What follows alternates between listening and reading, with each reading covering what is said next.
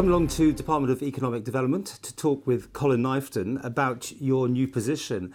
It sounds very exciting on paper that you've been selected from various people, no doubt, to take on the task of bringing some sort of democracy, modern democracy, to Sark, a small island, 600 people down the Channel Islands.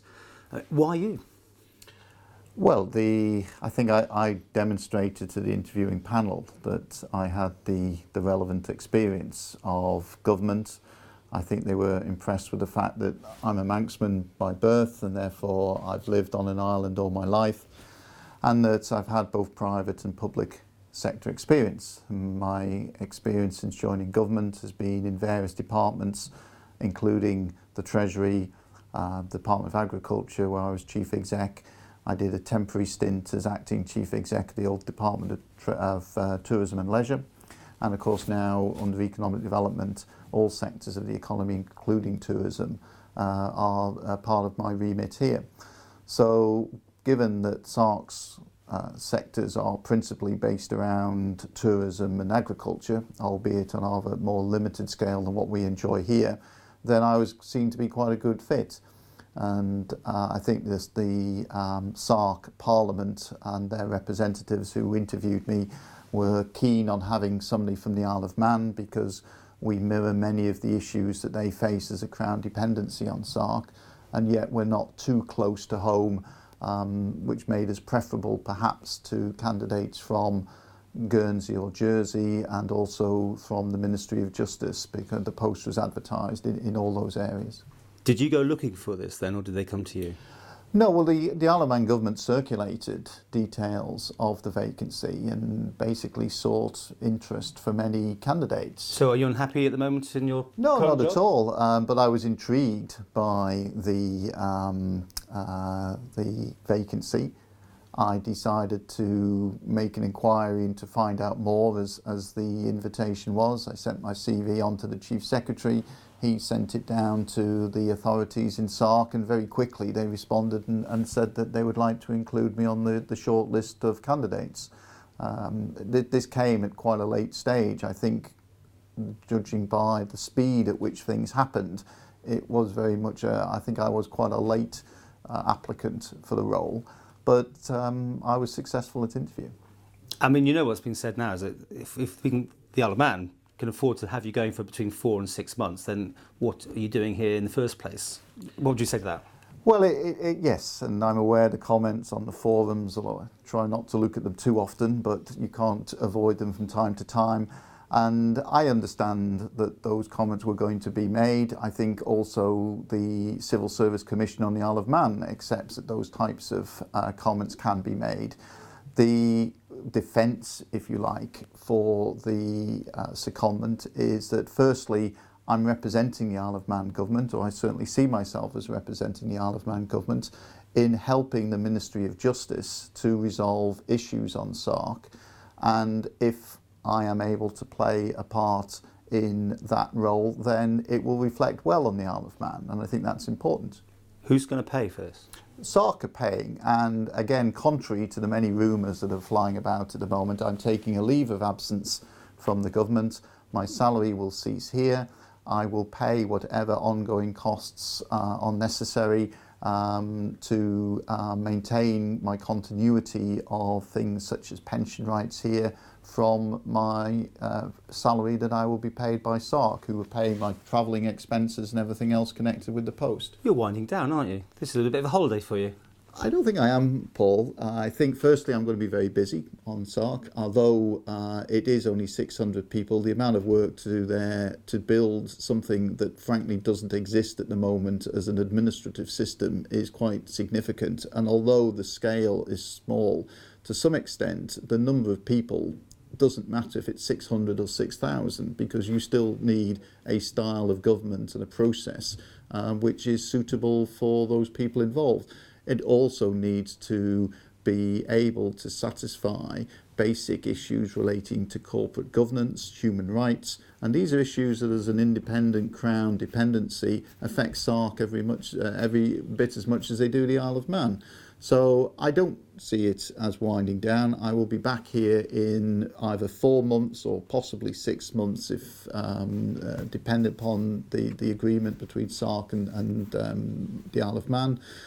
But I will be back either April, March, April time, and picking up the reins again here at Economic Development. Presumably a lot fitter because you'll be on a bicycle, won't you? I will be on a bicycle, yes, and I hope that part of the relaxation that I will have in Sark will actually be sent cycling around the island. So yes, from that point of view, if I have a bit of spare time, it will probably be spent catching up on a lot of reading that I have to do. I will be keeping in touch with affairs here on a regular basis. I've already been contacted by several companies based on the Isle of Man who have connections with the Channel Islands, who want me to try to meet them while I'm down there.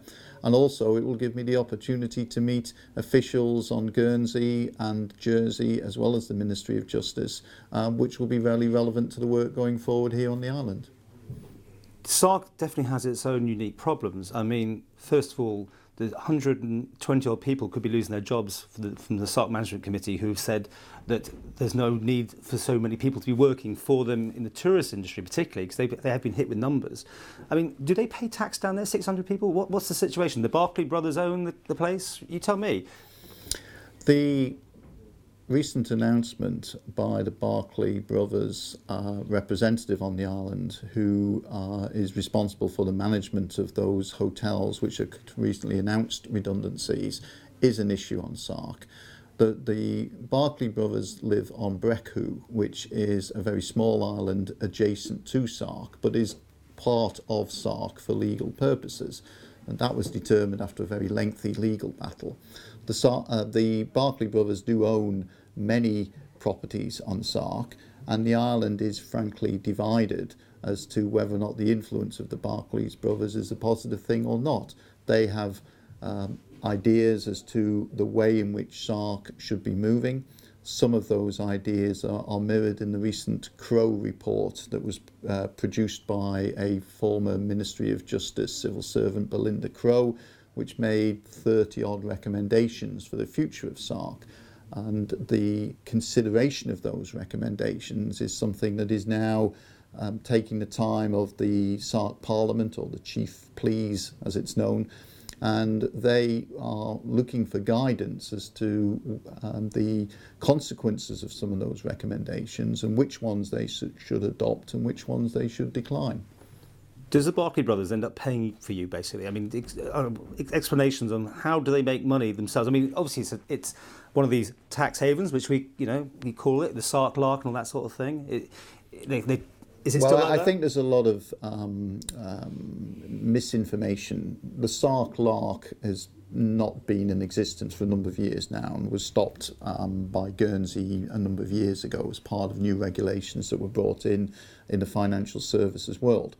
Sark's income is generated from a system of property taxes, from landing fees that people pay every time visitors alight on Sark. Part of their ferry fare goes to the government as a landing charge, and they have other small fees that they pay. But the government's income is quite limited, but the government's expenditure is also very limited. No healthcare. No healthcare, there's no unemployment benefit, etc., etc. So you are going to be the civil service, from all accounts? Well, there are several public sector workers on Sark who they have a committee secretary and one or two other people who provide limited assistance. They have a part-time constable and a couple of part-time harbour masters, that type of thing.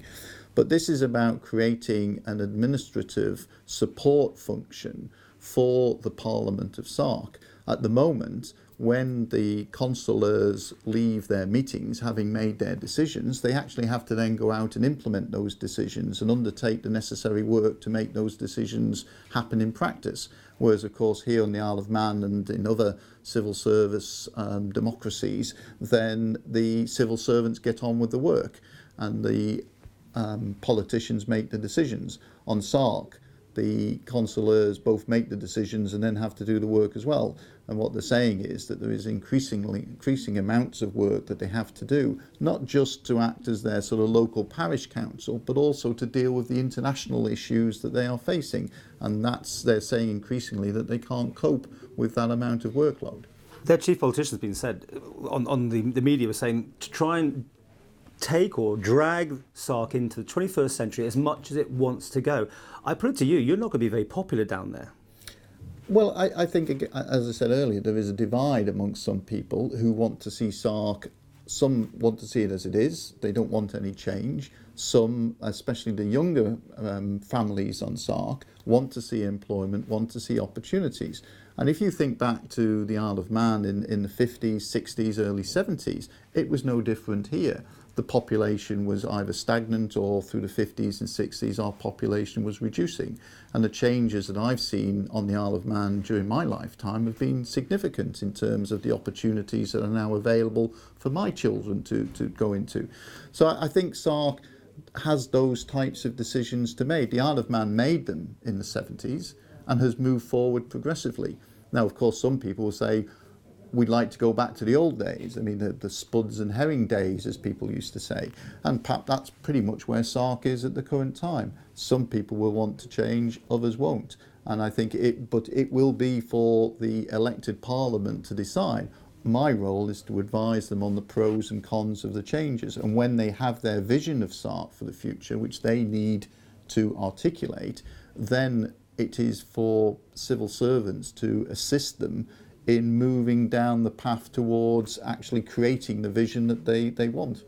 So how did Colin Knifton get this? I mean, the meteoric rise you've had through government. I mean, I have to point out, we were friends and work colleagues at Manx Radio. I mean, you got offered that job to run that station, and then you moved into bigger things. And you've whizzed up this whole thing. Is it because you are the one that will make those tough decisions? Or you at least tell the politicians this is what you have to do? Is that why you're going?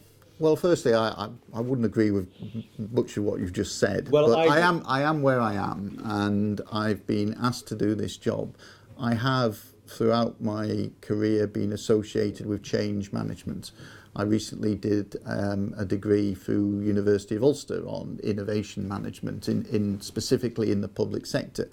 So if you add all those experiences, both theoretical and practical together, then I would be not fazed by having to go into a situation where change is necessary. They're paying you well? I'm getting the equivalent pay to what I receive here. So if it goes wrong, you'll be back in 4 months. In other words, they don't like you. And if it's going really well, they'll probably offer you a full-time position. No, I think Sark recognises that their scale of public finances does not stretch to having a senior civil servant as we know it here on their books on a long-term basis. I think this is very much a start-up to bring somebody in to try to point them in the right direction, and then to pass that work on for others to come along and progress the ideas that have been put in place. So I don't think I want to be there for any longer than 6 months. I don't think the government here would be inclined to let me go for any more than 6 months, but I hope during that period I'm able to make a difference, and perhaps at some stage in the future Barbara and I will go back for a holiday occasionally and see how things are going on.